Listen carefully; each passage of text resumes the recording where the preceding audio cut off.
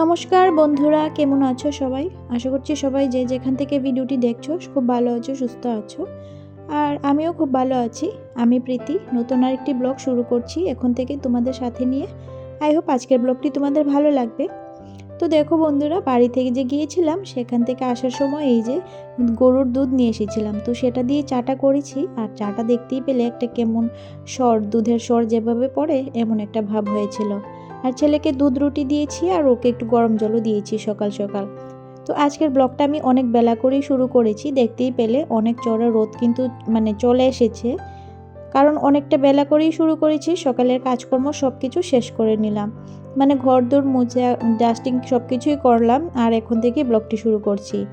তো স্নান টানও হয়ে গেছে আর এই যে এখন রান্নাঘরে চলে এলাম। এসে আমার হাজব্যান্ড ডালিয়া খাবে, তো আজকের দুবেলার জন্যই ডালিয়াটা বসাবো। তো একসঙ্গে বসিয়ে দিয়েছি আর এদিকে আমাদের মার ছেলের জন্য ভাত বসিয়ে দিয়েছি। আর এই যে এবার সবজি কাটতে বসলাম।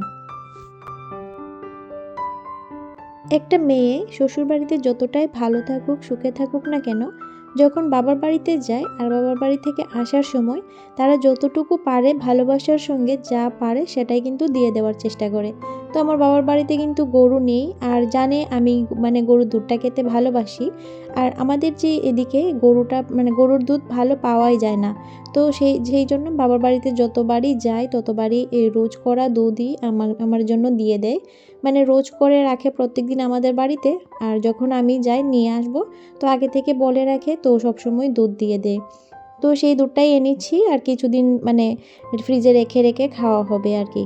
আর এই যে সবজিগুলি দেখতে পাচ্ছ, এগুলি হচ্ছে আসার সময় আমার মামার বাড়িতে গিয়েছিলাম।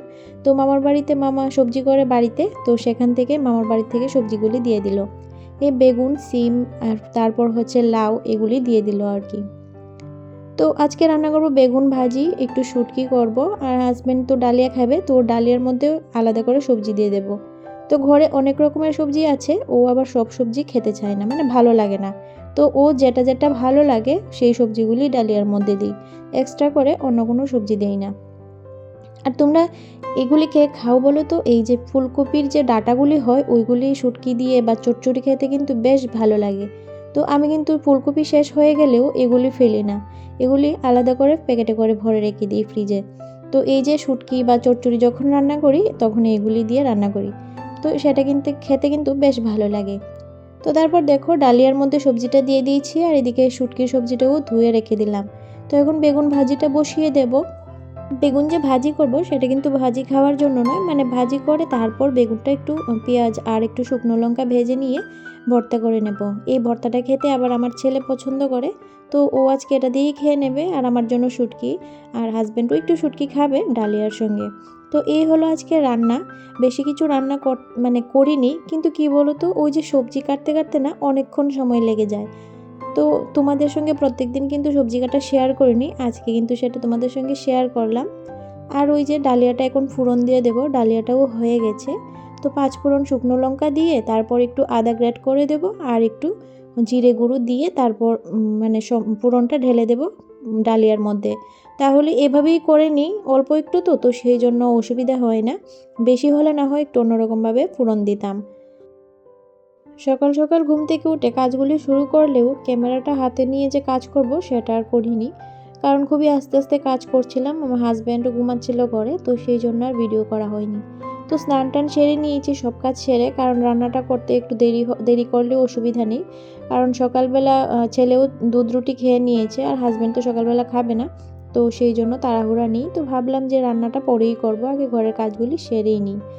তো তারপর দেখো এই যে বেগুন ভাজাটা লাল লাল করে ভেজে নিয়েছি আর এখন কয়েকটা শুকনো লঙ্কাও ভেজে তুলে নেব। আর তারপর ভর্তাটা করে নেব। তো সেটা করে আবার ভর্তাটা করে ছেলেকে খাইয়ে আন্টির বাড়িতে পাঠাবো। তো এদিকে দেখো শুটকিটা ভালো করে ধুয়ে তেলে দিয়ে দিলাম, অল্প একটু ভাজা হওয়ার পর সবজিটা দিয়ে দেব। আর তারপর একটু লবণ হলুদ দেব।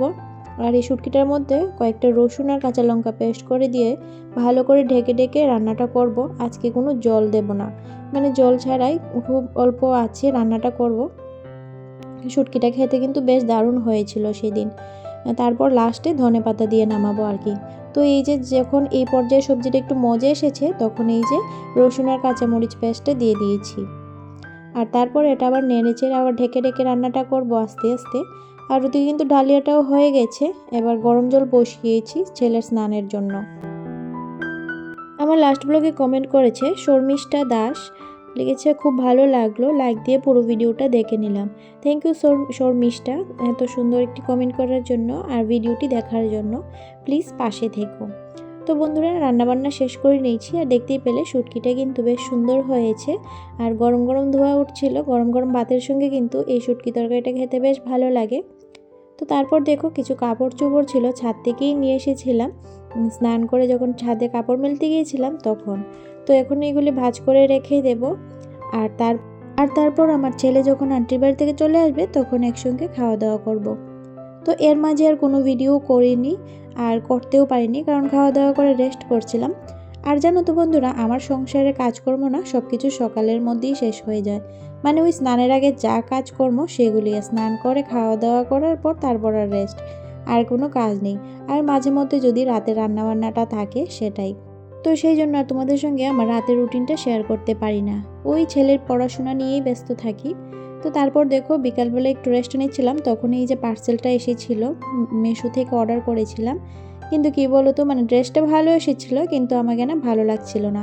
মানে হয় না যে সব জিনিস সবকে মানে ভালো লাগে, মানায় না, তো সেই জন্য এটা রাখিনি, সেটা রিটার্ন করেই দিয়েছি। তো চলো আজকের ভিডিওটা এখানেই শেষ করছি। যদি ভালো লাগে তাহলে প্লিজ একটা লাইক করে দিও আর কমেন্ট করে জানিও কেমন লেগেছে।